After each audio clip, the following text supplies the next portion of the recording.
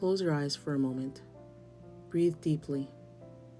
Now imagine the scene, not the serene stained glass depiction of the crucifixion you might see in church, but the raw, brutal reality. The midday sun beats down with a brilliant intensity on Golgotha, the place of the skull. Dust swirls around the jagged timber of the cross, the wood roughly shaped and showing the marks of the tools that formed it.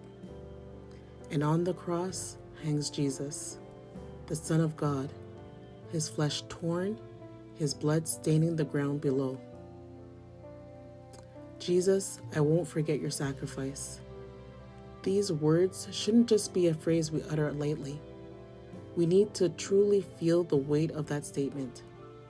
Feel the splinters tearing at his flesh, the weight of his body pulling on the nails driven through his hands and feet. Can you hear the Roman soldiers mocking him? The crowds jeering?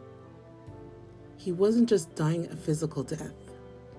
He was carrying the weight of every sin, every doubt, every heartbreak the world had ever known. Think about the emotional anguish. He was betrayed by a friend, denied by another. He felt the sting of abandonment even as he knew this was the path he had to walk. And the spiritual burden? Imagine the darkness, trying to consume him as he took on the sins of the world. He, the perfect Son of God, became the embodiment of everything that separates us from the Father. But he did it willingly. He endured that agony, not just to secure our salvation, but to open the doors to healing, to joy, to a life filled with the presence of God. His sacrifice wasn't a transaction. It was an act of overwhelming love. A love so profound that it shattered the chains of sin and death forever. So as you go about your day today, remember that cross.